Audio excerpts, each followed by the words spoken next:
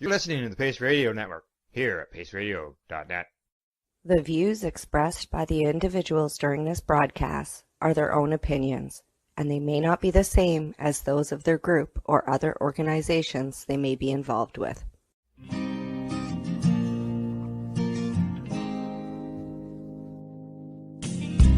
know I blame it on industry. I blame it on my own hypocrisy. It's education and politicians. No one's willing to step up and speak. Hello, everyone, and welcome to the Pace Radio Show. We are live, and we are coming to you from our YouTube channel as well as our Facebook pages. I'm your host, Al Graham. You will notice tonight that I am sitting here by myself, but I won't be here doing that for long. But I should let you know as the show begins that Kim Cooper is no longer with the Pace Radio Show or the Pace Radio Network. Kim has been with the show for 8 years, and while she was here, she was a very dedicated host and was always prepared. Over those 8 years, we built a great friendship, and we taught each other the many things to get to where we are today. With this knowledge, she has started her own production company, and I wish her well with it. The more voices that are out there speaking up, the better.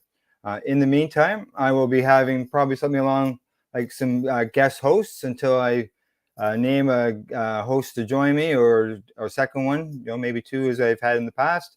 And from there, until I find a permanent one, I'll just, we'll get some others, guests in here and have them involved in the broadcast as well. So starting tonight on that note, joining me tonight is Tamara. How you doing, Tamara? How you doing? I'm okay, Al. How are you doing? Good. Doing very well. I guess with you, I see you got your hat on. A little chilly out there on the west end of the country. It was minus 27 this morning when I got up. So it's like, balmy, minus 30, with the wind kind of thing. And I'm not in Alberta. Like everything's I'm in the interior of British Columbia, and it's frosty. Yes. Yeah, I know, man. Like I keep waiting for that warm February weather to start kicking in. I keep hoping for spring. I just keep looking forward. We've had some days where it's like 5, but then all of a sudden it's like minus 20. You've had that 25, too. And you're just going like, what? Wind chills of minus 35. You go, no, come on. Yeah, it was like plus 5 or plus 7 last week, and I didn't have to worry about the coils water freezing or anything like that. And now I'm out there 3 times a day taking out warm water because it's frozen like instantly. It seems like you can't even leave it out there 5 minutes and it's frozen solid. Solid. Yeah. Well, eventually it'll warm up. We'll get there. And it'll be so dang hot that we'll be bitching about that too. Exactly. Maybe we could store this cold someplace for later. Air conditioning, but my furnace, I had the flood and we got a new furnace. That's why I'm kind of like, why is it so cold in here? We got a new furnace. But yeah. We didn't have central air before, so it wasn't offered. And I'm just sneak it in there because I didn't get a say. They just showed up. Well, I have found anyways, my experience with central air, if you're on a 2-story, that second story doesn't really cool down a lot. No. It's great down on the first floor. Yeah, I've got the 2 stories here too, right? Yeah. And upstairs is super hot. Like Taywin's always melting, and I'm like freezing down here, and he's melting. So. There you go. Well, tonight we got ourselves a guest, a fellow who I met many years ago, and he speaks some lovely words. So I think tonight we may hear some of those words in our pre-show discussion. I think he's got some in mind. So why don't I just bring him into the broadcast? Absolutely. All right, it's time to welcome. As I said, someone I haven't spoken to in a long time. I figure like around 10 years, but I'll confirm that with him when we get talking. Yeah. Yes. And he's a man of many rhyming words as well. we'd Most like to famous, and welcome. he's famous too. He's won awards. Yes, he has won awards. That's right. Yeah. We'd like to welcome Paul Bullock to the Pace Radio Show. Thank you very much. I appreciate you inviting me on. Hey, we really How appreciate good to you. We really appreciate you coming here and speaking with our listeners and speaking with ourselves and answering some questions and see where things go. Hey, I'm excited. I like to talk. Yeah. Yes, you do. Hey, Tamara, who you got there? Oh, Got an you know, extra guest in there? I can't go anywhere without this guy. His Stitch, he's got to be on my lap. So I'll just keep him here so then he's not barking, right? We got to keep the barking to a minimum. So when you got, yeah. So this is Yeah. Stitch. Yeah. Yeah, exactly. Keep So him warm. Paul, Keep so him warm. You guys, I'm down in Texas, and Texas. you guys were talking earlier about your cold weather, and it came down our way. Sorry. We speak in Fahrenheit, but we were down in the teens today, and wind chills with below zero. Oh, and Yeah. that's Fahrenheit. Not usual either, Yeah. is it? Yeah, so we're getting your cold weather. We don't get it, but in short blasts, and then Yeah. it goes away, and we get. Is that It's really what happened? Like, wasn't it Texas that had that great big winter storm a few years ago, and people were it took out all the power? Are you guys in that situation again, or are you okay? There was that was last year in February, and there were 14 straight days of sub-zero weather, I think, and there are only two electric company suppliers, and we are in the bottom part of the panhandle of Texas, and we happen to be on an energy supply that didn't fault. And so we weren't involved in the massive tragedy that happened down here in Texas where people died because they were unable to heat their homes. And we were lucky. We just cover the doors and windows and stay inside when we get Canadian weather in Texas. It's Canadian weather, right? It is. Yeah, that's right.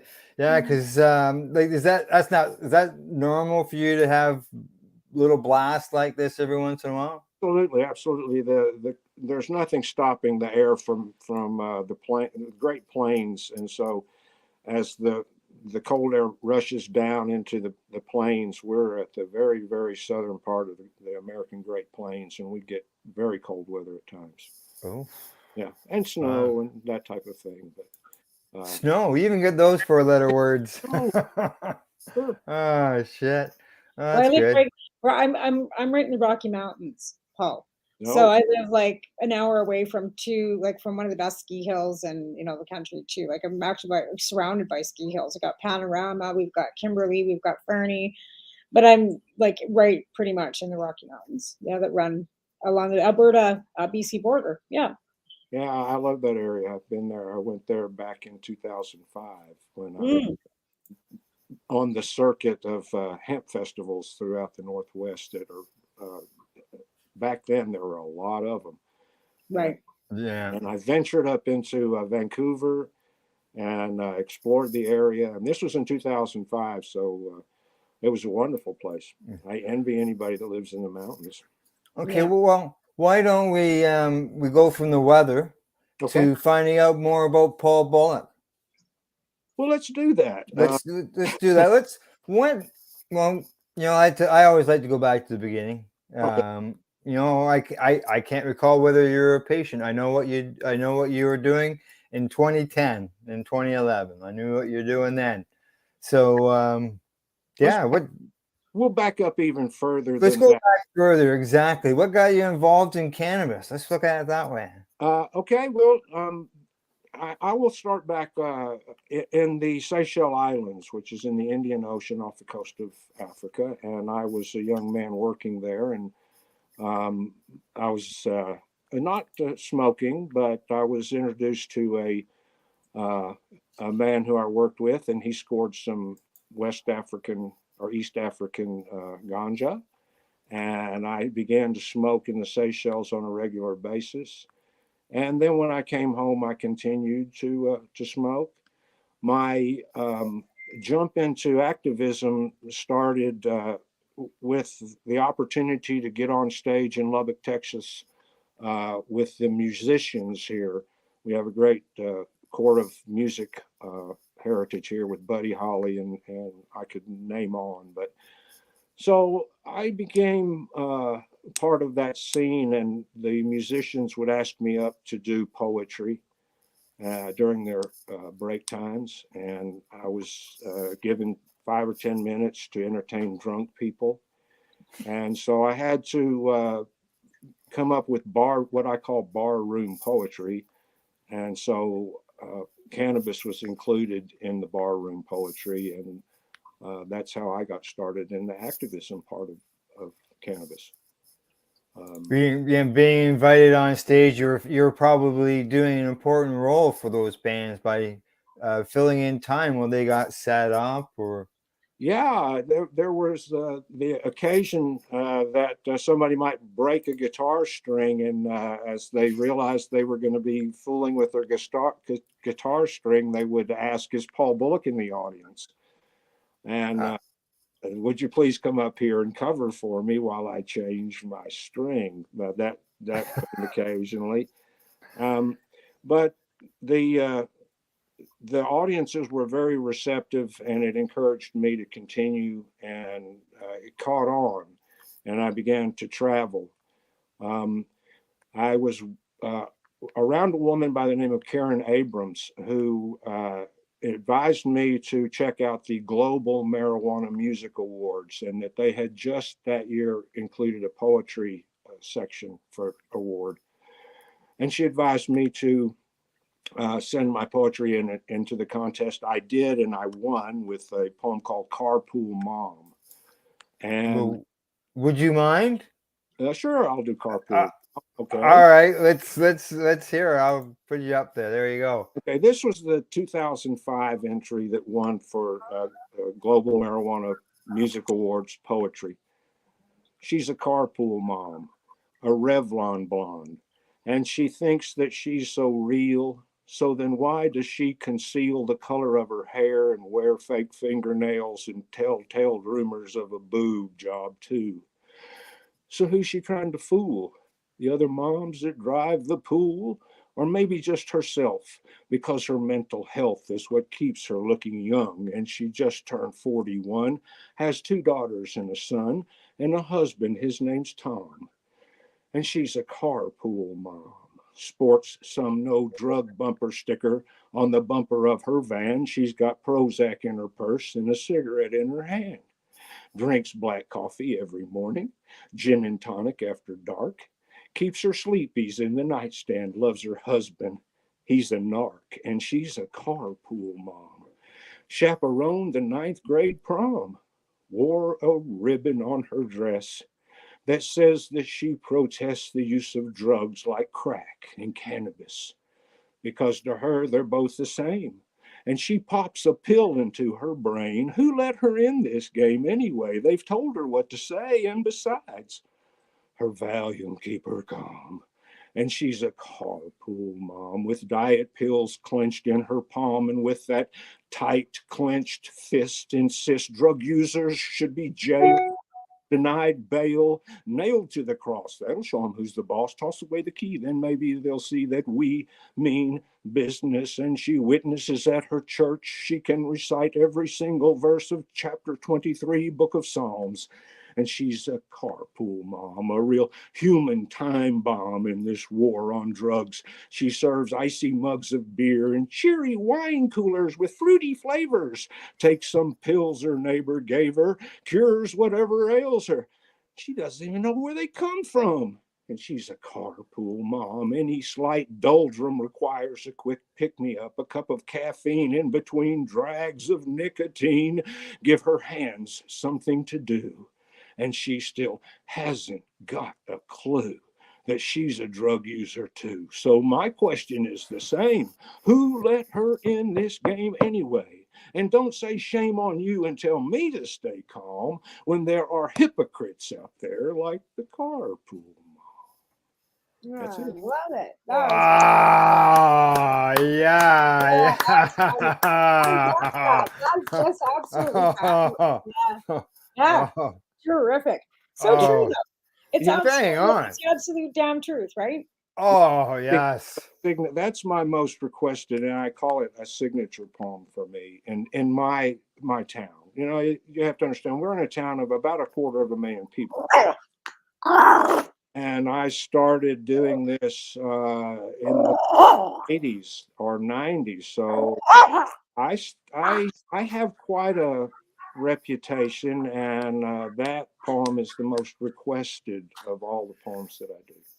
Well, I can understand. Like, yeah, all the way through that. It was just, yes, he's right. Yes. Yeah. I can see Tamara back there. She was shaking her head. Yeah. Yes. I get Yeah. yes. But Oh, yeah. to continue, That's terrific. Like Now, seriously, obviously, you couldn't get more real, because that's the absolute damn truth. And it doesn't matter whether you're American or whether you're Canadian. To be fair, Canadian moms can't get Valium quite as easily here as they can in the States, but you know what I mean. But in my in my aspect, right, it just hasn't been that easy to ever get that kind of drugs. But yeah, I got to stop these barking dogs. I was just saying, maybe maybe one of the puppies needs some.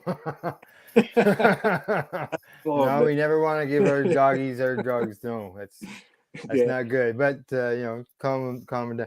So that, like, wow, like when it comes to you writing your poems, and I want to go, like, you talked a bit about your cannabis, but I want to find out, because like we just we heard a global marijuana award poetry there, and what got you to start poetry? Like, was it just something that you picked up as a kid that Yeah, I always was fascinated with the rhyme of words, and I know that that's frowned upon in some circles of poetry. The freestyle poetry is a more popular poetry now. Now, in a rap situation, of course, it's all about rhyme. So just the sound of rhyme intrigued me, and then at a young age, listening to songwriters like Bob Dylan and hearing verse that appealed to me, and then later through life, your people, Neil Young, Bruce Cockburn, those kind of artists that their words were just so wonderful. So it was just a love for words and putting them in order so that they sounded nice. At a young age, yes, very young age. yeah, It's a real talent. like, Like it's like somebody that can sing too. Like, just to be fair, it's something that you just don't. It's a talent. Like it really you have to have it. Like, I don't know well, how else to explain it. Really, you well, can struggle with words all the time. I mean myself too. Like, you just struggle with it. But if you can sing, or if you have that rhyme in your head, Yeah. it just kind of comes to you. Like, it's just kind of like a gift. I don't know how else to explain it to you. Really. In my travels, I've attended different poetry things, slams and that type of thing, or open poetry things. And I was a very lucky man because I was invited to share audiences that were not coming to an event for poetry. yeah. At a poetry slam, they're going to have poetry. At an open reading for poetry. And so those people that do that are reading to other poets, and I was reading to or reciting to the general public, which is a whole different thing. And so that was inspiring. Now, to go back to 2005, when I won this award, I mentioned the name Karen Abrams, a singer-songwriter from Austin, Texas, and she had entered for jazz, blues, and something else, and won 3 Global Marijuana Music Awards that year. She's a hustler, and so she got on the phone with High Times magazine and asked if her band, the Back Porch Vipers, would be able to open or perform at the upcoming Cannabis Cup in Amsterdam. And so I said, wow, that would be fun. And she says, well, I said, I'd like to go to something like that. And she says, well, you can, let's go. She invited me to go with her band. And I traveled through Amsterdam and was on stage at the 18th Annual Cannabis Cup. And that's when I really felt like, boy, I can do this. And when I got back to the States, I started calling different festivals, the Seattle Festival, the Portland Festival, Olympia. And so I just on chance went up and paid my way and just started performing my poetry at different hemp festivals. And that's how that started. And that's how that started. Mhm. Wow. Yeah, it's something where somebody gives you an opportunity like this band did to join them. Yeah. You had that experience that inspired you to keep going, and I can understand. Yeah. To go back to your comment earlier, Al, at the cannabis event in Amsterdam, the Cannabis Cup, they were having audio difficulties and stage difficulties with the band, and I went to the stage manager and I said, I just won the 2005 Global Marijuana Music Award for poetry, and I can cover for you guys while you fix your stuff. And he said, okay. So I went back into the audience and they continued to struggle with it. And the next thing I know, he was telling me, come over here. And he put me on stage. And for 20 or 30 minutes, I was in front of the event hall and I got to perform for the 18th annual Cannabis Cup. So that was how it happened. Excellent. Yeah. Yes. Yeah. So you have to be prepared. Yeah. And like all your material, I'm assuming, would all be in your head. Like you're not lugging around equipment, but you like it's like Tamara, you sing. You're a singer, right? And you have to memorize all that stuff. I tell our poets, aspiring poets, that their first thing should be that they find the poem that they enjoy the best that they've written and memorize it. Because too many times somebody may say, oh, I dibble or dabble in poetry. And somebody might say, well, do one for us. Oh, they say, okay, I'll go out to my car and I'll get one and I'll bring it back and I'll read it. And by the time they get back, the subject just changed and they've lost the opportunity to recite their poetry or perform their poetry. So for people out there that might be poets or want to be poets, that's the most important thing that I could advise anybody is to be able to recite on demand. Yeah, because that gives you that like you say, on demand. It's there. You're ready to go. Right. Yeah, exactly. Now, have you always done cannabis poetry, or were you doing other poetry as well before you got into the cannabis? Like obviously, you said you started young, so I gotta assume that you weren't doing cannabis poetry when you were young.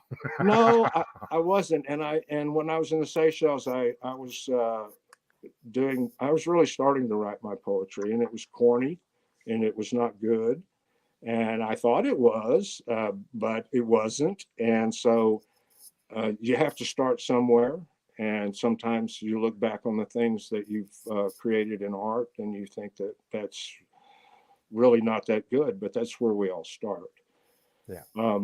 But as I began to do my own thing and have my own style, that's when I started writing the barroom poetry. And it was a thing where I was accepted and people wanted to hear it. And so I wanted to create more art. An artist that creates and doesn't get the public approval will soon shelter their art or stop art altogether. And because I was fortunate enough to have acceptance in the general public, it encouraged me to move on with it. So that's how that continued. Good. Yeah. That's awesome. Tamara, we got a few minutes here. You want to throw a question? You got a question you want to throw at Paul? I do actually. So you've been in the States moving around doing hemp fest and stuff. How did you get involved in the Canadian side of things? So you've traveled into Canada and you met Al at TY, right? What year was that? There was a lady that started the Marijuana Music Awards, Global Marijuana Music Awards. Her name was Tamara Newman, and we called her Tam. She was an English lady with a job in law. She was a lawyer, and she fell in love with a man from Australia who was in a cannabis band, a pot band. and they were traveling around the world. And she met that man when they were in England, and she left her job, and she left England, and she went to Australia, and she decided that she had to stay busy, so she created the Global Marijuana Music Awards. And after I had won, what she would do is she would take different genres: country, western, rock, rap, poetry, blues, jazz, and you would enter it with say a $5 entry fee per song or poem. And then she would get celebrities in the cannabis world to listen and judge. And the judge of the poetry was Jack Hare. And Oh, so, yeah. And so I got to know Jack a little bit, but she Nice. because she was in Australia and so far, far away, she invited me to represent the Global Marijuana Music Awards at different festivals around the country, and be the MC, if you will, and announce the winners of each category. And so that's how I was doing that. It was probably about 7 years, 5 to 6 years that I did that. And 2 of those years were in Toronto. oh, that's great. That's awesome. Yeah. Yeah, Yeah. because we always had the entertainment and stuff. I remember that when we were at TY too. So yeah, that's great. Yes. Yeah. Yeah. That's well, I would have saw. That's where I would have saw Paul perform live. I had heard his stuff for I'm trying to think, probably 3 or 4 years after that, because of other connections and other involvement that I've been in. And it was always good to hear them. And I know that Paul's got more, but we got a couple more minutes to break. When we come back after break, Paul, can we get you to do another poem? Sure, I'd love to. Yeah. All right. Good stuff. All right. We'll get a question in there before we get to that. Now, when you write your poems, like obviously you got your cannabis one, like the parking lot mom. That's that's the minivan mother, so on and so forth, right? Right. Going to the soccer games, all that. I was a soccer van, dad. I had I was going to here and there. I wasn't taking Valium or anything. I was the guy. I was the guy at the back that was doing the token and waiting for the, Somebody's got to do it, Al. Someone's got to do it. But no, there must be things. Is there certain things that you find that inspire you to write about when it comes to the cannabis? Is there something that you may see something in the news, or you may find out about a child? Like, I don't know if you have certain types of if categories or things that you focus on all your poems. Theme, I guess I'm looking for. Well, I found that people don't want to listen to you if you scream at them. Right. Or you condemn their point of view. So I felt that I just found out that if you make people laugh, they will listen, and they will reconstruct the way they think about you and about the subject that they're hearing about. And so the majority of my cannabis poetry is making fun of the cannabis community. And it's in good humor. And so if you can make people feel like they're having a good time and laughing, then you can open up the doors to some other ideas and thought waves for those people. So that's what that's all about. Yeah. So basically education with humor. It really is. It really is. I did a one-man show with a 90-minute one-man show, and the first part was drama. I did my dramatic poetry, and the second part was comedy. And I always wanted to leave the audience laughing. Yes. That's right. That, and that's what they're going to remember when they leave.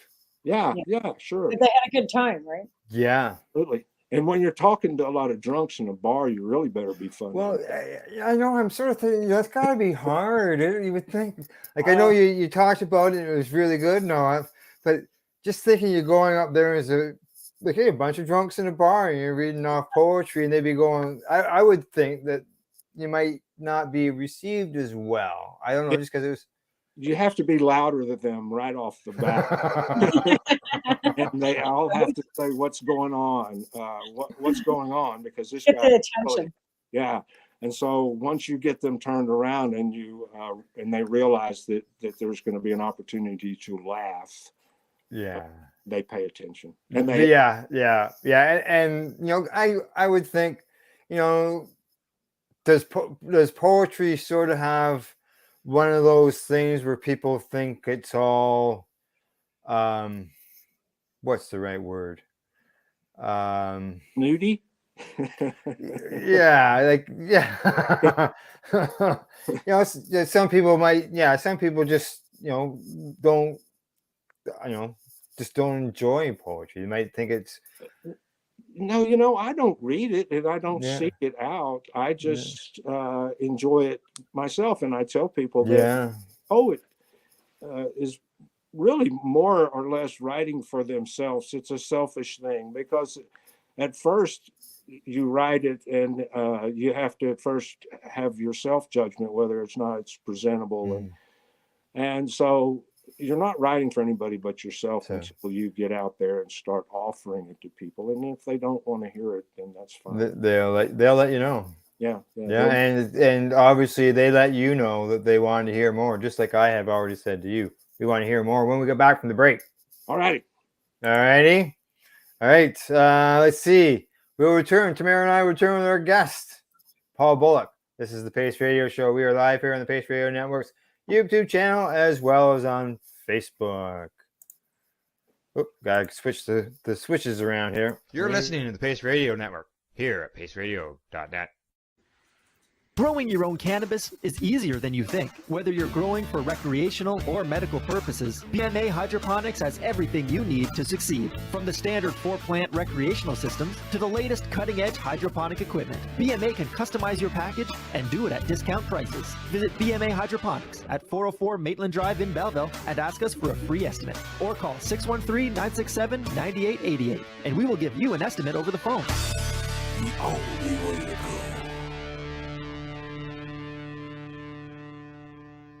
A doctor's job is to relieve your pains. And when it comes to growing cannabis, the biggest pain is trimming. Let Dr. Buck Cannabis Trimming Solutions take the pain away. Whether you're a home grower or commercial operation, we have the cure. From 4 plants to 400 plants, garden size doesn't matter. Dr. Buck Cannabis Trimming Solutions comes to you with years of experience and professional discreet service. It's simple. We trim your weed and we do a damn good job. Visit drbuckcts.com to book your trimming. What do you find at paceradio.net? People advocating cannabis education. CP operates a medicinal cannabis signing clinic. If you want to grow your own medicinal cannabis and are located anywhere in Canada, then I'd like to suggest that you give them a call. They can be reached at 1-613-967-9888. That's 1-613-967-9888. And grow on with CP. At Legacy 420, we believe in being different. Experience the difference of quality control. Our labs provide tested formulations for all of our products. Experience the difference in trust. Our customers can trust that we are following up-to-date COVID precautions for their safety. Experience the difference in accessibility. We're open 7 days a week. Please visit our website, legacy420.com, or contact us for curbside pickup as well as nationwide mail order shipping. Legacy 420 values overall wellness. Come and experience the difference of Legacy 420. Did you know that the Pace Radio Network isn't just a radio network? That's right, because most, but not all of our programming is now done via video and is then podcasted at paceradio.net. So if you want to watch our programming, you'll find us on the Pace Radio Network's Facebook page, plus the show's own page, and you'll find us live on the network's YouTube channel. And don't forget, you can find it all, video and audio, at paceradio.net. You're listening to the Pace Radio Network here at paceradio.net. Hello and welcome back. You are watching, or maybe listening because we're on audio as well, the Pace Radio Show. We are live here on our YouTube channel as well as Facebook. Plus, if you missed any of our live shows, you can always catch the podcast afterwards at paceradio.net. Right. Well, Tamara, we got the first segment in. We're getting ready for the second one. And I think it's time to bring back in our guest to the show. We'd like to welcome our guest, Paul Bullock. We've been talking poetry. We've been talking cannabis. We've been talking bars. And drunks. Drunks. That's right. Talking many things. Here, I'm going to move you up that top corner there, Paul. All righty. That allows me, because that's the only spot where I can make you large. I'd much rather have you down here in the center, but no, that's just the way the program works, right? Nothing we can do that, right, Tamara? No. We're pretty, laid back. See, Al and I have another show that we do together too. I'm a co-host with him on Grassroots Advocate too. So we kind of hang out together once a month too. Yes, that's right. That's right. And Tamara, just so you know, Paul, Tamara is a host of a program on Monday nights, Canada Quebec Connection. Her and her friend Loretta Clark get together and they talk cannabis in Quebec and across Canada. Good. Because the difference, it's because there's different legislations in each province, right? And Quebec has got the most archaic laws for cannabis in the whole country. Like they can't grow their own cannabis there. They have to use like the stores only. There's no medical. They can't smoke in certain areas. They can't blow glass. They can't have like I guess none of us across Canada have any access to magazines anymore because we can't do any advertising. So all our magazines like Skunk and 12 High Chicks are gone. We don't have any literature. You can't even have a cannabis leaf on a shirt or something like that. In Quebec, in Quebec, and here you are. In British Columbia, it's anything goes pretty much. Yeah. Alberta's even like more Wild West because they have privatization. So Alberta just opened like store after store after store after store. Yeah, they're up to about 800 already, right? Yeah, they got about 800 it's stores. Easy for them. And that's what they've done is they've just rolled everybody into getting like a liquor license. And like Paul, you like you as you said, you're down in Texas, and you would hear on the news that Canada has legalized cannabis, and now all of a sudden Tamara was saying, well, people can't grow in Quebec. Well, people can't grow in Manitoba. There's two provinces here in the country where people can't grow cannabis legally. Yeah. And you can't, and this is because the federal government legalized it nationally, but then gave the provinces the ability to make their own regulations because we have jurisdictional things in everything that even municipalities can opt out on medical or on cannabis. Al knows about this because of his own town opting out on the ability for them to have stores. Cannabis retail prohibition. How they gave them the option, the counties and whatever, they could pick and choose whether they wanted to have anything to do with cannabis legalization. So it's happened here in Canada too, where it's patchworked all the way across the country. But in hindsight, our maximum growth is, unless you have a medical marijuana license from Health Canada, you're maxed out at 4. And to be fair, 4 recreational plants isn't enough. You know what I mean? And if you can't obtain that license because you're not sick enough, whether you're using it for sleep or, because as far as I'm concerned, cannabis is medicinal any way you look at it, because you know what I mean? If you use it for sleep or for eating, whatever, you don't get a prescription for that kind of stuff. You use it for a headache, you go and get Tylenol over the counter. So if you're using this for a headache rather than buying Tylenol, it's medicinal. That's how I look at it, right?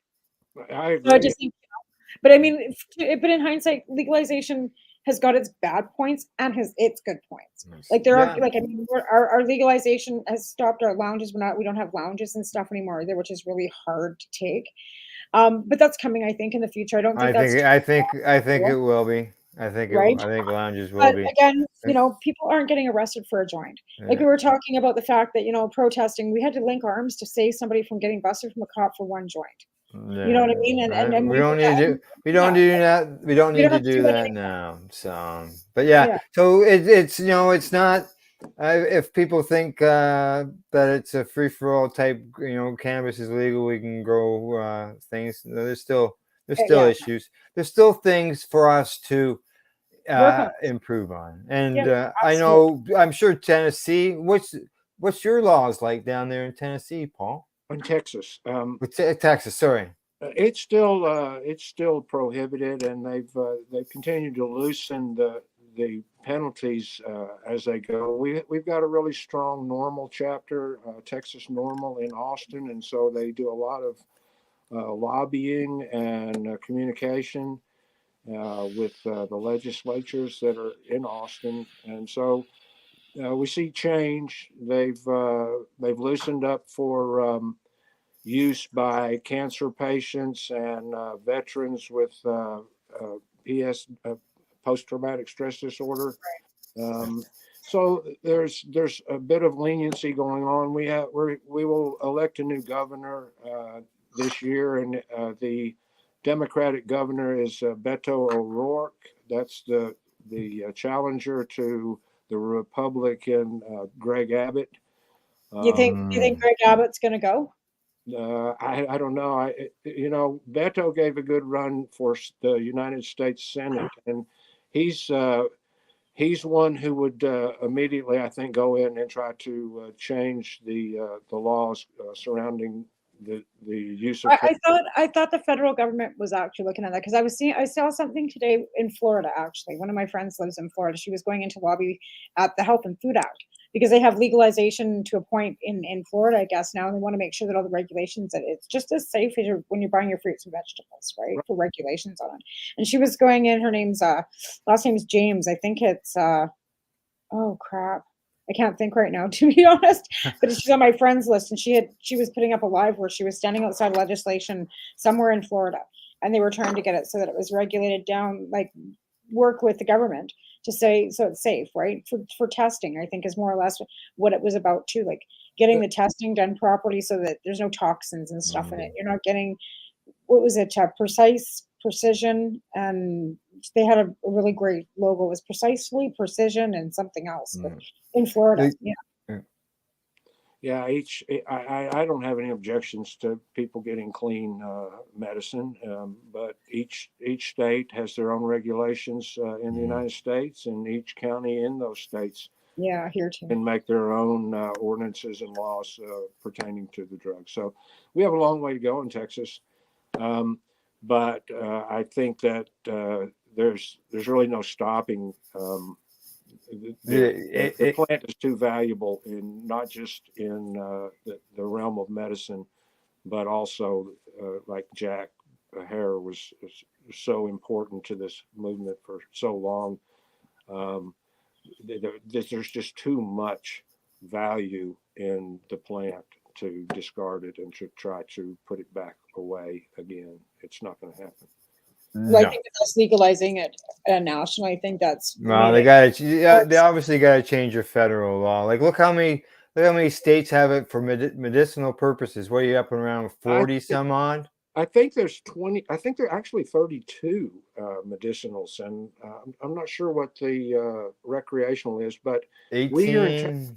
Now we're next door to New Mexico, and in April, the 1st of April, New Mexico will open their cannabis stores for recreational use, and the Texas government will see okay, Google's telling me there's 18 states that are legal in the United States. Okay. 18. That's what Google's telling me. I just Googled it. Well, now I would believe that before I would believe it. Yeah. It says what states, so how many states have legalized medical marijuana? 37 states for medical. There you go, 37. So, right, 18 states are recreational use of cannabis, legalized in 18 states, District of Columbia, Northern Marina Island, and Guam. Other 13 states in the U.S. Virgin Islands have decriminalized its use. 18 states. And then it says 37 states, District of Columbia, Guam, Puerto Rico, and the U.S. Virgin Islands have approved comprehensive public availability for medical marijuana cannabis programs in 37 states. They should just change it federally. So where were you again? Well, we share a 500-mile border with New Mexico. Right. So all the little towns that are along the border in New Mexico will certainly have shops available for recreational use, and there will be a mass exodus from Texas.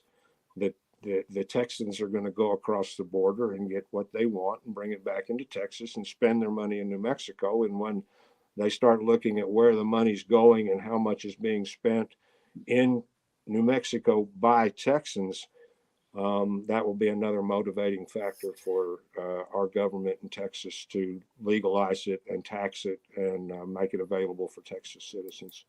So New Mexico will be a pivotal step. How they how they do, and I'm looking forward to hearing how things go there, because people are going to rush to New Mexico. I shared an article, as you know, reefer reporters. You know, I'm a news hawk, man. I got to get it out there. I know. And I shared a story tonight. New Mexico, a court ruled that they can't tax the cannabis for the medicinal users. Well, they shouldn't, and I think Exactly. that I believe that they're going to set it up where it's family farm friendly. You know, I know that some places it's very strict who can and who can't grow for the shops that are going to distribute it. But I think that New Mexico is going to allow for small family grows, and that will increase the revenue for the lower, for the farmers, for the farm hands. Anybody that's worked around cannabis grows knows that it's not lollipops and ice cream. It's hard work. You have to care for your plants. You have to be attentive to them every day. You have to make sure that they're doing well. And so they will create jobs, and I think that the New Mexico state government will realize it and promote it, and they'll do well with it. Yes. Well, let's keep fingers crossed that they improve the system that you've got there in place now. The one that you have, does it allow smokables?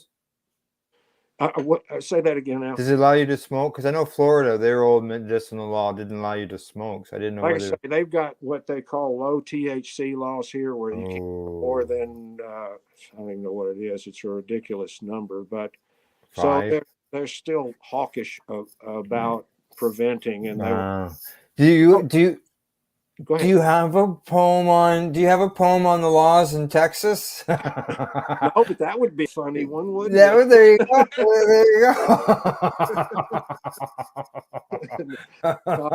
No, I don't. Yeah, I just thought, hey, you know, like that's quite the story there about the way the laws are and what they're going through. It's a battle. So, hopefully maybe you come up with something that'd be interesting. And if you do, I hope it's award winning. Now, talking about poems, before we went into the break, I said when we come back from break, we'll do a poem. Okay. All right, and we haven't got there yet, and this segment's half over. So okay, well we'll do one right now, and as I mentioned earlier, the idea that we can make fun of ourselves allows me to interact with people who are anti-cannabis or pro-prohibition. So this one I did, and I usually start whatever show I'm doing, I'll start this one off because you were asking how I get people's attention, and when I get started with this one, they listen. So this is called "In the Corner of the Desk, in the Very Same Drawer." I gotta breathe. Poets, that's important. Breathe. Breathing. Well, yeah, like really. Other than you haven't got any music, is there I'm thinking of a song? I keep going back to music, right? Yeah, well, I do have. I think I have a nice little rhythm to my. Yeah. Well, I know that first one you did. Okay. Well, we'll you see put some emphasis. Okay, I here we go. I'll shut up. Okay, here we go. When you misplace your pot, do you hunt and peck a lot and look where you just looked before, in the corner of the desk in the very same drawer? Do you go back and forth like a mapped out course and check every place that you just now retraced and look where you just looked before, in the corner of the desk in the very same drawer? Do you check every pocket as the clock is tick-tocking and your brain is all locked up, so chalk up another look like you just looked before in the corner of the desk in the very same drawer? Do things keep getting worse as you verbalize and curse the manufacturers of the couch as you rip the cushions out and slide a hopeful hand down into the depths of the divan, then sneak a peek underneath on your belly on the floor? And then you stop to ask yourself, what the hell am I looking for? And then you snap and you get back on track and you look where you just looked before, in the corner of the desk in the very same drawer.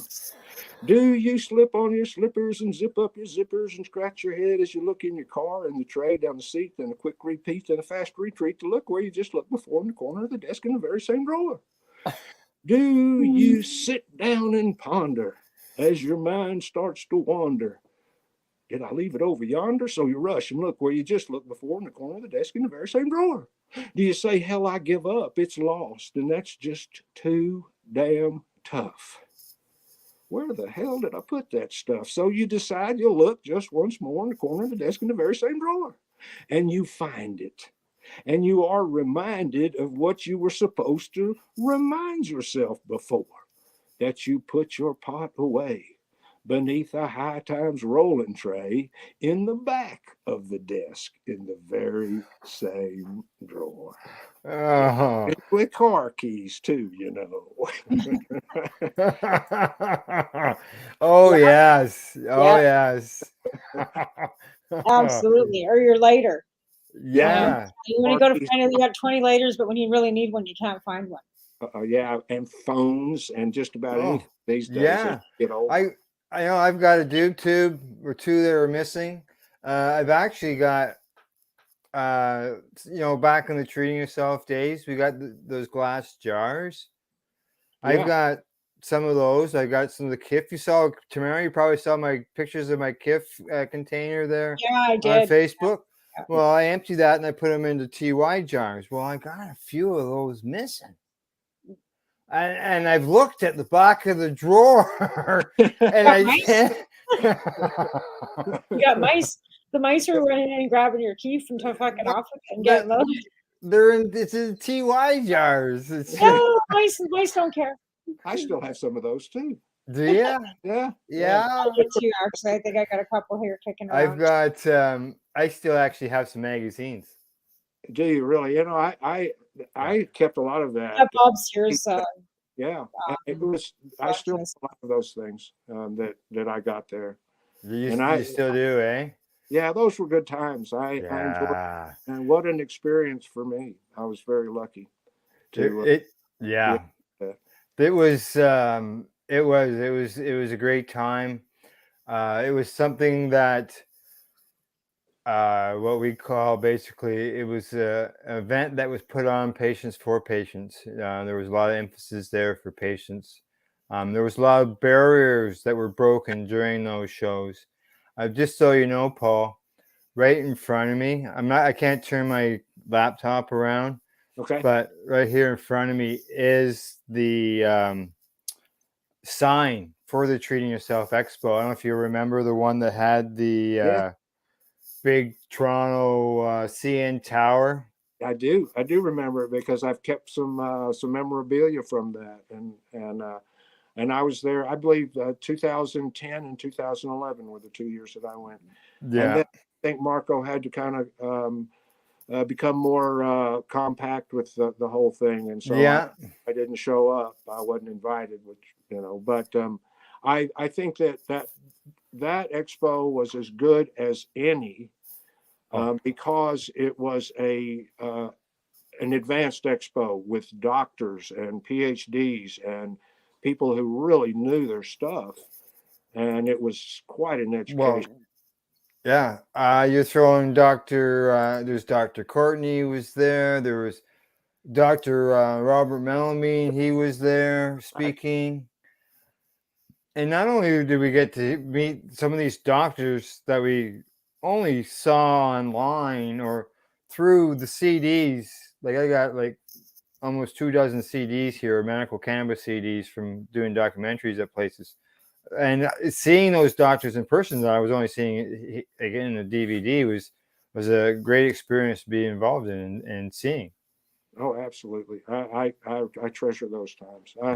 I just stumbled into it all, though. I mean, you guys have pursued it. You've been dedicated to it, and I was like a clown who just kind of fell into the circus tent and started performing. But just think what you did. Your words educate people. We've mentioned that. They are. Yeah, exactly. And you're doing it in a different way, and you're entertaining people too as well at the same time. And sometimes you have to do that because, like you said, people don't want to be yelled at. People don't want to hear things in a lecture form all the time because sometimes that doesn't get through. So sometimes the best way of educating people is through song and humor and education in a fun way, rather than trying to shove stuff down their throat that they're never going to get anyway, because you're going about it wrong. Like I said, you sit in a lecture hall when you go to university to hear a lecture from a professor. People don't need to do that. We need to change our approach with how you want to educate. And I think humor is a fabulous way of doing it. And again, with the poetry, I mean, like you said, it kind of sounds poetry, but it's not. It's educational words that are being spoken in a way that people are listening. You know, I am now writing children's books, and for the past 2 days, I've been going to the preschool children and reading my children's books to 3 and 4 year olds, and I tell them that when words can change a person's ideas or make a person feel good, then it's magic. You can create a magic with words. If you touch somebody and change their attitude or make them feel joy or happiness, you know, it's magic, and it's something that you want to share. So that's me. I want to share this. And so you've made me feel like magic tonight. They did. Well, hey, I'm glad. I'm good. I'm good. Yeah. Well, thank you. You guys are doing a wonderful job and an important thing. And yes. And you know, I've always believed that the more of us that do this, the bigger the voice becomes. Absolutely. You're right. That's exactly it. Like, I mean, with legalization, I think a lot of us felt a little bit taken back by it because our industry's changed, everything's changed, our community's changed hugely. But if we don't continue with what we were doing prior to, it's like a legacy that'll be lost. So, you know, people, why are you still doing this? Like, it's legal. Like, why are you bothering? Because there's people that are still coming up, like, they're just learning about it because it's legal, because they don't feel that stigma, because the stigmatization is starting to leave too. Like, you can go to this, like, you know, you can just go to a store, right? And unfortunately, that's what people are doing. And a lot of people are not real happy about that, but a lot of people are like, people that didn't smoke cannabis before, that might have tried it but didn't want to go and meet with somebody in an alley. You know what I mean? So it's opened the door for people that might not have used cannabis prior but will now. So, you know, that's another, like I said, it's just kind of opened the door for more people to try it. Right, Doug? Yeah, it's the same thing here, where state by state the stigma is leaving and the open-mindedness is starting. And the truth as well, the truth about the plant, rather than the fairy tale that we've been told all our life. I think that's one thing that's really come full circle in the 2 decades that I've been involved in this, and the closed-mindedness that people are actually seeing the difference, that it's not the devil's lettuce and it's not making people crazy. And specifically too, since legalization here, our numbers of drunk driving, like, or impaired driving for cannabis, haven't skyrocketed. Like, the sky hasn't fallen. Not a bunch of people getting, you know, all freaked out, running around in the streets, like, you know, and ending up in jail. It's just not happening, right? But that was the big, oh my God, the sky is going to fall. And it's been, what, 3-4 years now? I can't remember. And the sky hasn't fallen. No, it's not. It's not gonna. No, it's not gonna. No, exactly. All right, I'm gonna tee it up for after the break again to see if I get another poem before the show ends. After break, obviously. I'll work on one for the next segment. All right, good stuff. All right, okay. I thought I'd get you ready for that. Okay, let's see what else. Why don't we just go for that break? I see right now we're less than a minute or a minute away from the top of the hour. Right. By the time I get a question in and you get an answer, it'll be 5 after 9, and we'll be going, we're late. I just want to say that you look good, Al. Well, thanks. I mean, you look like you're healthy. You look like a healthy man. Well, I'll tell you, you know, what's on the inside is not always what you see on the outside. Well, yeah, but thank you. Yeah, it's been a lot of work, I'll tell you. Well, you look good, and I'm sure you are continuing to do the right thing all the time too. That's right. Got to follow the proper diet. Tamara understands what that's all about. Yeah, for sure. Right. Yes. Yeah. Well, thanks. What about them chocolates you were making? How'd those turn out, Al? Pardon? Good. Al was Good. making chocolates on Valentine's Day. He was making cannabis chocolates. He was showing pictures on his Facebook, and I'm thinking, that's Yeah, not I infuse chocolate with coconut oil, infused coconut oil, There you go. and the chocolates are basically on a 1-to-1 ratio with the cannabis that I've been using. Right. Not super strong or anything, but they are. It's a CBD strain, so it helps me at that end of things. right on. Yeah. Well, When I'm eating those, I'm not trying to get high. No, No. no. No. So, alrighty. What do you say? Off to break we go. All right. All right. Sounds Time to pay some bills. When we're back, Tamara and I will continue our discussion with Paul Bullock.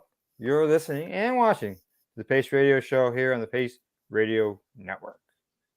You're listening to the Pace Radio Network here at paceradio.net. A doctor's job is to relieve your pains. And when it comes to growing cannabis, the biggest pain is trimming. Let Dr. Buck Cannabis Trimming Solutions take the pain away. Whether you're a home grower or a commercial operation, we have the cure. From 4 plants to 400 plants, garden size doesn't matter. Dr. Buck Cannabis Trimming Solutions comes to you with years of experience and professional discreet service. It's simple. We trim your weed and we do a damn good job. Visit drbuckcts.com to book your trimming. At Legacy 420, we believe in being different. Experience the difference of quality control. Our labs provide tested formulations for all of our products. Experience the difference in trust. Our customers can trust that we are following up-to-date COVID precautions for their safety. Experience the difference in accessibility. We're open 7 days a week. Please visit our website, legacy420.com, or contact us for curbside pickup as well as nationwide mail order shipping. Legacy 420 values overall wellness. Come and experience the difference of Legacy 420. Did you know that the Pace Radio Network isn't just a radio network? That's right, because most, but not all of our programming is now done via video and is then podcasted at paceradio.net. So if you want to watch our programming, you'll find us on the Pace Radio Network's Facebook page, plus the show's own page, and you'll find us live on the network's YouTube channel. And don't forget, you can find it all, video and audio, at paceradio.net. BMA Hydroponics has everything you need to succeed. Visit our hydroponics superstore at 404 Maitland Drive in Belleville and we'll show you how to grow your own quality cannabis for pennies per gram. We're open Mondays, Tuesdays, Wednesdays, and Saturdays from 10 a.m. to 5 p.m. and Thursdays and Fridays from 10 a.m. to 7 p.m. Call 613-967-9888. BMA Hydroponics. It's worth the drive. The only way to go. Hi folks, Scott from stfattiesday.com here, and we're absolutely stoked to tell you about our brand new program called Pass the Peace Pipe and our partnership with Legacy 420 out of Tyndonega. We are absolutely proud to be partners with these people. They are an amazing group that have helped so many people with their amazing cannabis medicinal products. And we are working together to gather funds to build the first ever Indigenous specific opioid addiction center here in the Bay of Quinte area on Tyndonega land. So we need your help. We need you to repost this video and go to our GoFundMe campaign, because on this October 17th, St. Fatty's Day, we are going to be starting the campaign where we pass the peace pipe from one side of the country to another to unite our country, to gather awareness, but most importantly funds to build opioid addiction centers across the nation, one build at a time.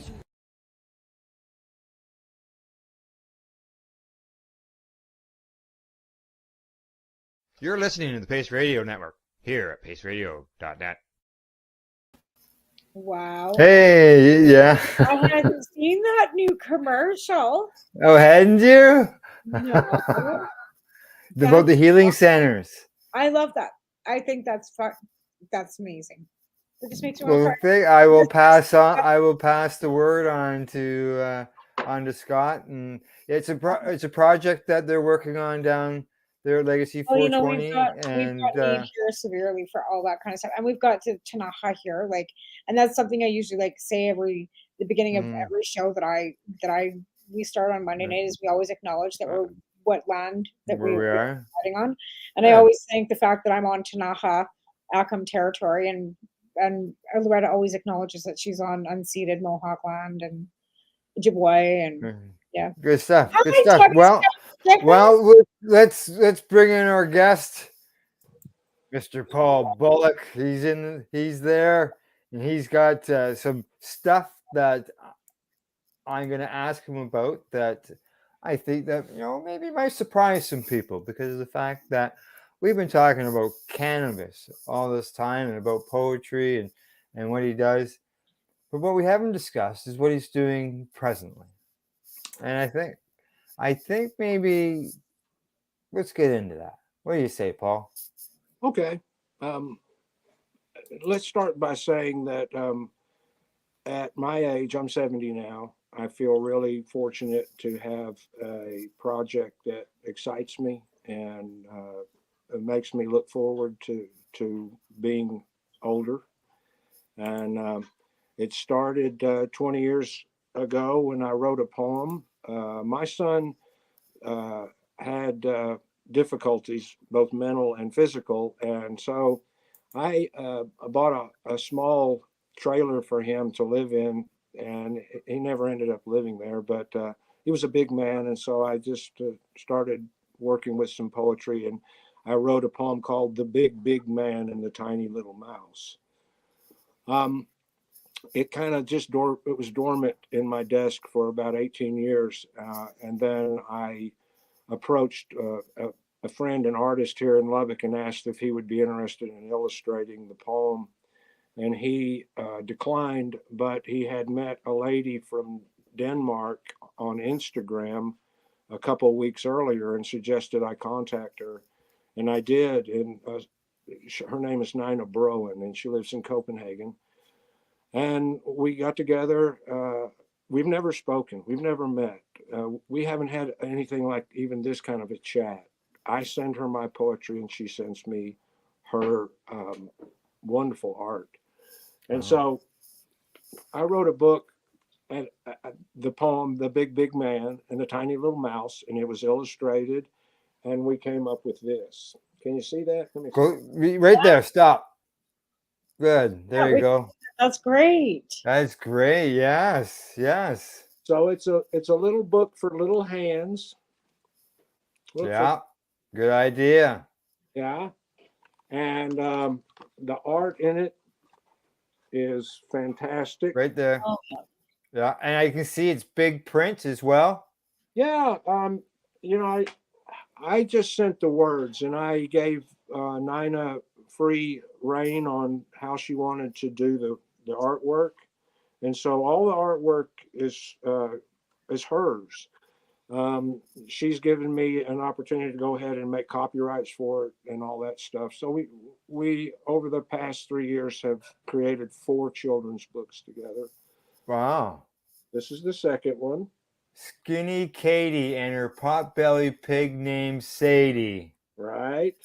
We have a question, Paul. We have a question from the audience. Yes. Okay, I don't know if you can read that on your screen. Hi, Debbie. Yes. I have an online shop, bookstore at paulbullock.com, but I don't have it set up for Canadian business. But anybody that's hearing this, if you'll go ahead and contact me through there, I'll make arrangements to get them to you. The shipping is a different thing, and I'm not sure how much it costs to ship, and so. But you can look at that site and see. I was so fortunate to have this lady come into my life, and I hope that maybe she feels the same about me. Over the past 4 years of working together, I think that we've become very trusting of each other, and we have created an affection for each other, even though we've never said a word to one another. Wow. All this time, you've never spoken. No, we haven't. I have suggested that we do a little meeting like this. And she said she's shy. I think maybe she's shy because maybe her English isn't perfect, or I don't know, but she just is happy with just communicating through messages. Yeah. And so we completed our second book. her art inspired the second book, actually, because I thought, well, gosh, I want to see more of this lady's art. And so I wrote a second poem, The Skinny Katie and Her Potbelly Pig Named Sadie. And then we have a third book. And if you notice, Harry Larry. Harry Larry and his hairless cat named Mary. Oh, that's great.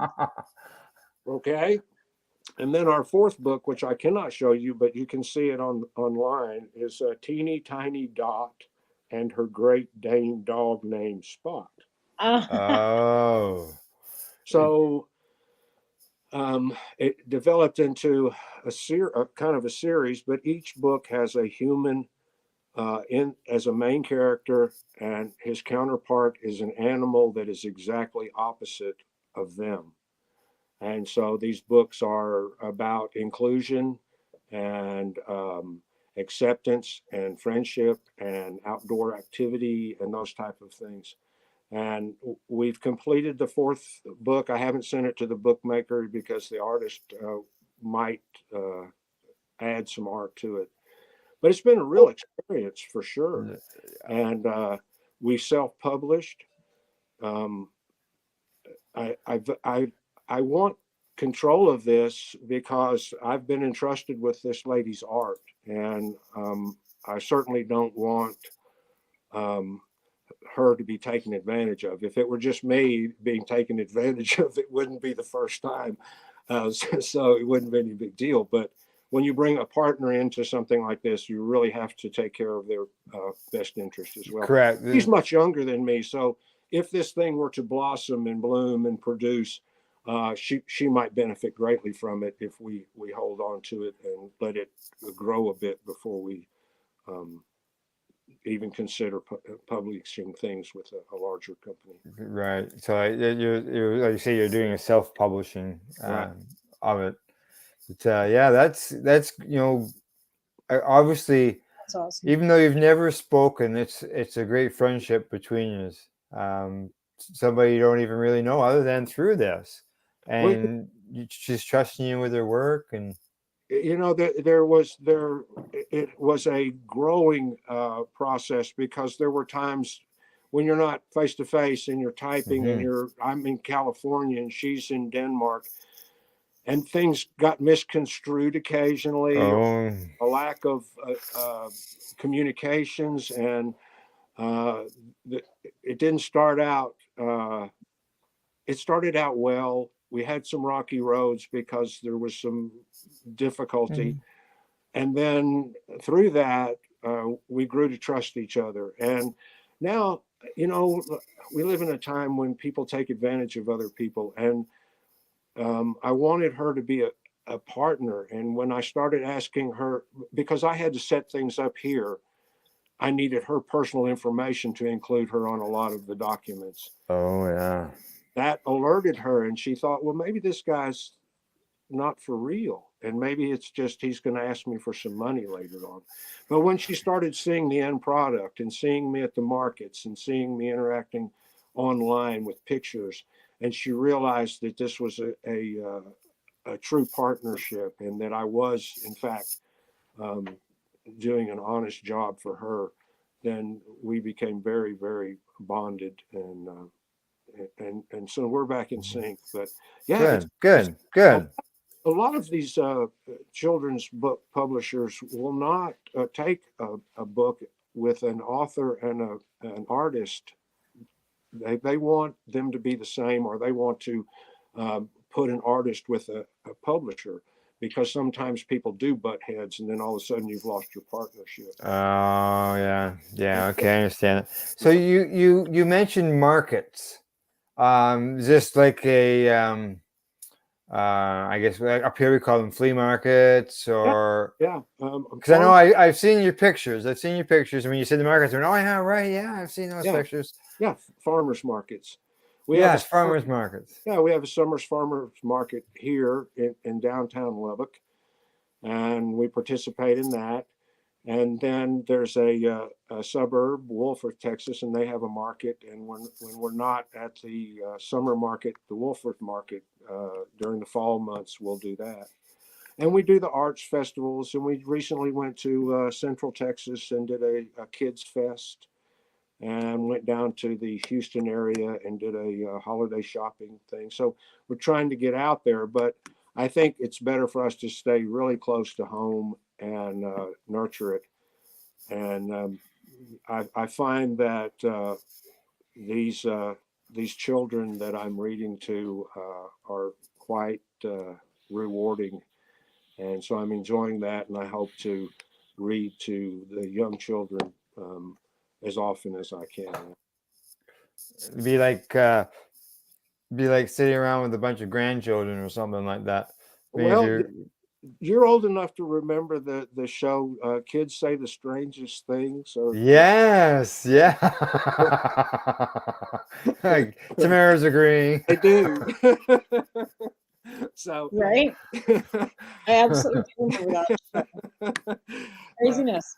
Because when you've got 20 or 30 little children right in front of you and you're reading a book to them, and then you offer them the stage and they have an opportunity to ask questions or to comment, you can sometimes hear something that's just so so innocent that it's almost makes me tear up, because it's just wonderful. That's what I said to begin with, is it's really exciting for me at my age, rather than to decide whether I want to golf for the rest of my life or go fishing, that I can interact with human beings and small human beings and maybe influence them, and maybe make an impression upon them that would say 40 years from now, when I'm dead and gone, that they would say, oh, I remember that book and I loved that book.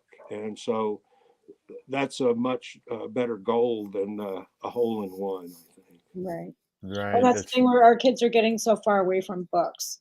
Like, there's so much digital stuff in front of them, and iPads and all this electronic stuff, that, it's really, to have the actual a book, right? And I think a lot of parents realize that, because they all grew up with books too. Like, even when, my kids were small, I mean, my kids are in their 20s and almost 30s now, but they always had books. Now I'm not sure. Like, to be fair, I mean, my oldest one's 12 now, but he had books. But everything at school, even, like, they don't even teach them cursive anymore, like to write. They don't teach them that. It's a They don't different teach book. them how to write. Yeah. Well, I was never a good writer. You'd rather than be on a keyboard. I don't write. I print everything. They print everything. Like, they teach them how to print, but it's a printing and then the keyboard. Yeah. So, like, he's like trying to write his. I'm thinking, you need a signature, dude. He goes, because I don't have one. We had to take typing class. Yeah, we did too. Yeah. I enjoyed it. It helped later on in life. It really did. It did. It did. Yeah, it did. It really did. When I started writing for Treating Yourself, I had to reach back. I had to reach back many years to remember how to type when I started doing the articles for TY. Just like a bicycle. It is. It's just like a bicycle. Exactly. Once you learn it. Yes. The okay, I got the markets in. Okay, I got that question. I just write down little notes there as we've been talking, so I remember to go back to stuff. Yeah. Now we've been talking books. Are your books available in audio as well as in print, like, or would you be like, or in video, because you've got the artwork and all that? So are they available that way? Not yet. I had an offer to go into a studio and do these properly, and right when I was offered, I was feeling sick, and then we had a spike in the Omicron, and so I've put that kind of stuff off. But in the very near future, we will have audio books, and I'm not savvy with the technology, so if we go into a Kindle or a book like that, download books, that would have to be somebody else's domain. Somebody would have to load all that for you, and but so I on have and so those forth. I have those friends in my life, Yeah. We'll figure it all out. We'll continue to keep up with the space age, if you will. Well, yeah, it's the technology end of things, right? Like, even here, the Pace Radio show was the last show here on the network that went to video. All the other shows were already in video before, right? Yeah. Yeah, well, it's good. I mean, that's that.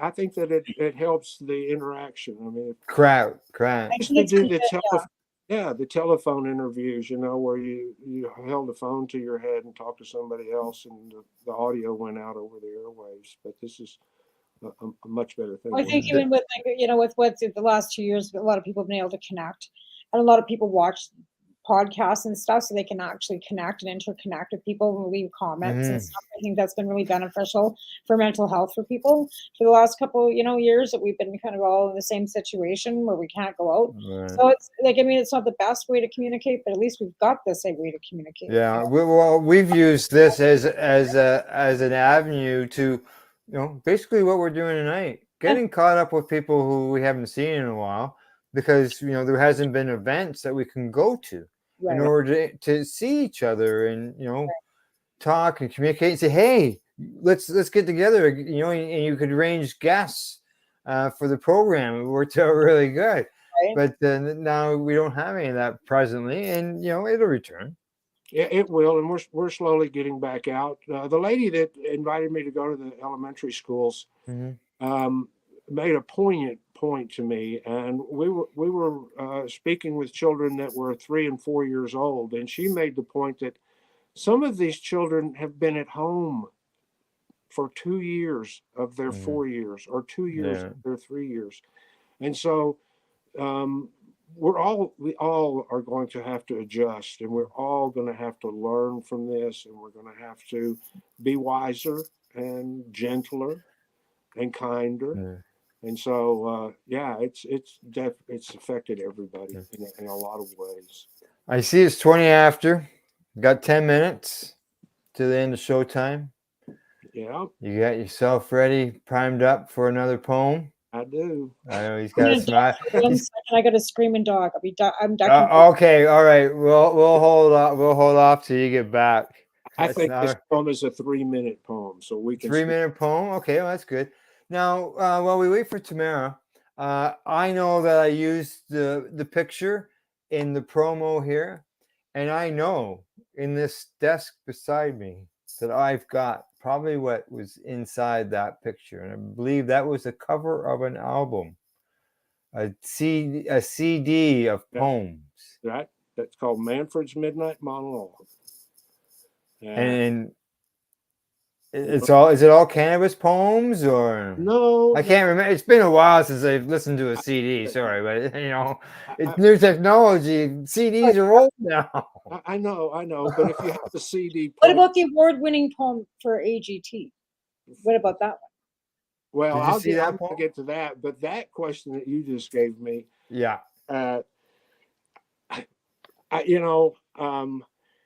I put the album out in 2002, and I had a character named Manfred Balzac, and he was a man that loved live music, and so it was a 40-minute CD of this barfly who wanders through the music section of Lubbock, Texas, and gives you advice on life, love, drinking, drugs. It's I think it's about 49 minutes of nonstop Manfred's trip through a night of music and gaiety. Wow. So you should get it. Actually, I listened to it not long ago, and I laughed. I hadn't heard it for years, and so I think it's holding up. But no, it talks about alcohol abuse. But in a funny way, it talks about tobacco. It talks about trying to pick up women. It talks about all kinds of different things that you might talk about in a barroom setting. Yeah, something that's even separate from the poetry in a sense.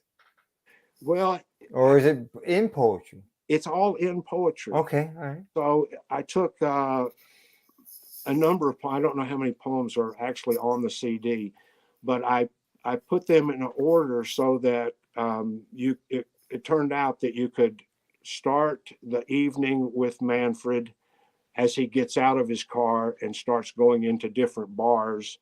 And as he goes from bar to bar, you hear this poetry of him advising you on how to handle life's events, so to speak. Educating again, Very teaching again. educated. Yeah, there you go. Paul's got to have a poem before we go. Have you got a question you want to throw at Paul there tomorrow? No, I'm good. Let's go ahead with the poem and. All All right. right. Okay. I'm going to throw in real quick that this poem has changed. We were talking earlier about life's changed, and this one is called At the Passing of the Joint. Oh, yes. And so, I think it's kind of shook the cannabis world where those events have stopped maybe or are not as frequent or have changed in some way. But this will be reminiscent of the way things used to be. Okay. And it's called At the Passing of the Joint. At the passing of the joint, as the striker lights the point, the aroma will anoint all who wait their turn at the passing of the joint. Each one gazing at the holder, and I already told her, hey, don't bogart, start passing that thing my way. You can say what you would like, but that Dubois is not a mic for you to talk in. It's a sin to disappoint at the passing of the joint. So we closely watch the transfer as it moves from her to him. Hurry up, Jim. So with a great big grin, sucks it down a quarter inch, then with a pressured pinch, he passes it along. But he pinched the damn thing wrong, and so the doobie drops, and Jim hops up and snags that pup before it burns the rug, then hands it down the line. But now the fire has declined, and so it's time to light it up again. Bum a lighter from a friend, then watch the ghostly smoke ascend as the aroma once again anoints at the passing of the joint. Hey, stop licking at that run. Just let the damn thing burn or I won't get a turn because it's getting kind of short. And I am sorry to report that I'm the last one in the circle. Then some jerk will step right in between me and the doob. Whew, what a brilliant move he made. He just moved me back a space as the clip is put in place, and the worry on my face creates a void at the passing of the joint. And now the jerk has taken 2 hits as he puckers up his lips and sucks a second blast. Then at last, hey, pass that doobie on and go back where you come from. Some nerve. I dub thee Mr. Oink at the passing of the joint. And now some greenhorn hippie wannabe gets to take a hit in front of me. It takes enough to fill 3 lungs, then coughs and hacks and bites his tongue, turns around at the passing of the joint. At last, it's my turn, but I can't get the damn thing to burn, and I cannot discern the trouble with the tiny little stubble. I cannot keep it lit, so I cannot get a hit. For the doobie, it has quit producing. It's been steadily reducing till it got to me. So I'll just stroll around the party, hope another one gets started, at which time the aroma will anoint all who wait their turn at the passing of the joint. Oh, yeah. Yes. Another great one. 3 in a row, man. We got 3 great ones out of you. Yeah. Well, that's what it used to be. Well, yeah. For myself, I always passed before all this came in, but I was always told that I shouldn't because I have an autoimmune disease. So basically, what it got me to do is do what I should have done long ago. Yeah. For myself, anyways. That is all 3 of them, like you said at one point, you like making sort of bit of fun within the fun of the cannabis person within your poems, and I like you to did. I when I'm performing, I'll tell people, I used to say, if you've never been at a joint passing or in a circle, this is what happens, and so you give them the illusion that it's close it's close to home. Sometimes it's close to home. Yeah, Yeah, absolutely. I can remember when we went to the Supreme Court of Canada. Tamara, she was there as well, but you weren't on the No, bus. no, You I weren't on wasn't. the bus with me. No. I was on this bus, and there was 14 of us in the circle, passing the joint. Yeah. And yeah, you're going, come on, hurry up, hurry up. It was probably cold as hell And then too. 'Cause somebody you're would, somebody would butt in, right? So yeah, Yeah, perfect once again. I can tell we've all lived through that. Yeah, for sure. It's a shared I mean, experience. especially when you're the first one to light it, you think it's going to come back to you, and you light it, and then it's gone. You never see it again. Yeah, Right? no, Yeah. it's all Right? kind of like a big lighter. Yes, yes, exactly. Exactly. Just so you know, we got a comment. Great. Brilliant. Scott Granville. Thank You you. would recognize the name Scott Granville because you commented on the commercial on the Indigenous Healing Centers Oh, that yeah. he was promoting. Right. This is the man right here. Scott, thank you very much. I appreciate that. Those are all old like me. And he's a writer as well. Great. Yeah, Well, he's involved in writing for doing things, and involved with some of the stuff he wrote would be dealing with children as well. So well, I'm available at paulbullock.com, or my email is paul@paulbullock. And anybody wants to make connections, that's great. Let's talk. yeah.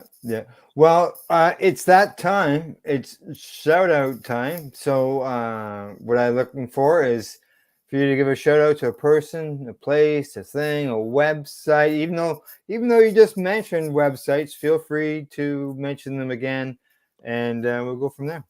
Okay, well, that's just it. If you can remember my name, you can find me. It's just there, paulbullock.com.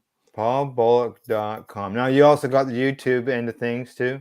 Yeah, I have a Paul Bullock 04 on YouTube, and some of those videos are so old that it's scary. It really is. I mean, I look like anyway.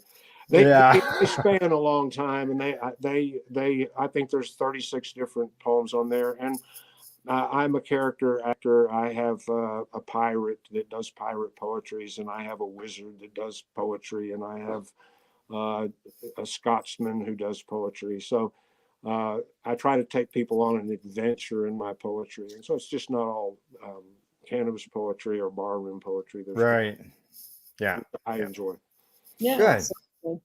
Good. paulbullock.com. Check them out. Right. Yeah, YouTube. Yeah. So if anybody out there that would like to wave and say hello. All righty. Just so you know, Paul, I didn't say anything to you beforehand, but when we say goodbye to our listeners, we want you to hold on. Great. Yeah. Don't hang up when we say goodbye to everybody, just so you know. Okay. I'm at an Tamara. after party. The after party, yeah.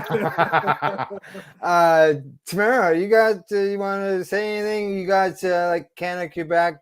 Yeah, Canada Quebec What's connection going on on Monday there? night. We got Tracy Lamar going to come on as a guest on Monday night.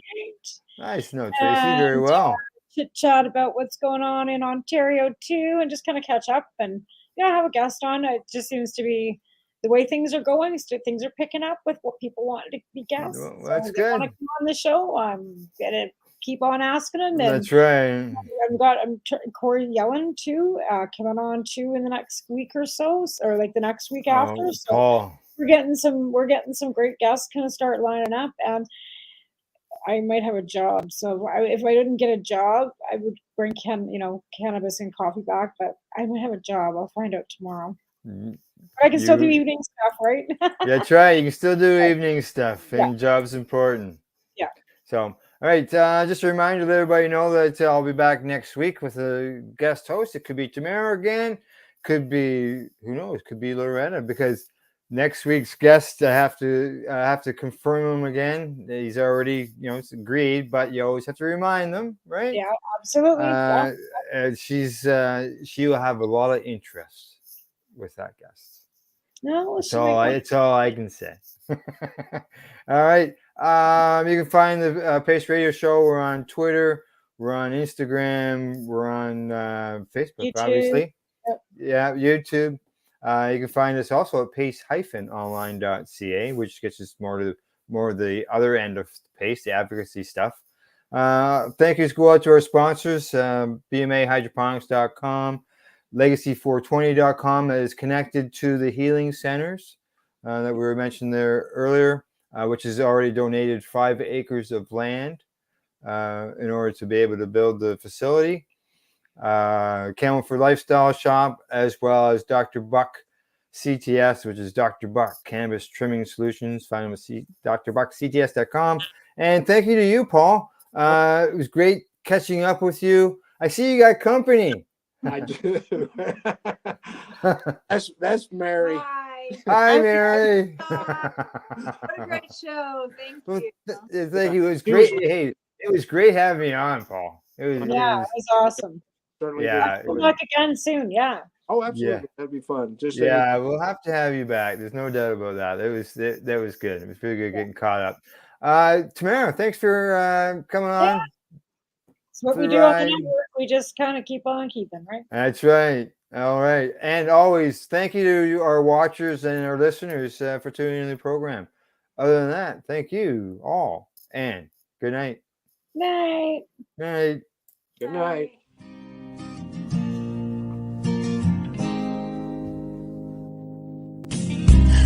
I blame it on industry.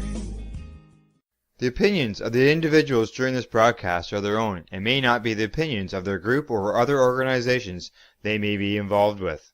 We are people advocating cannabis education here at paceradio.net.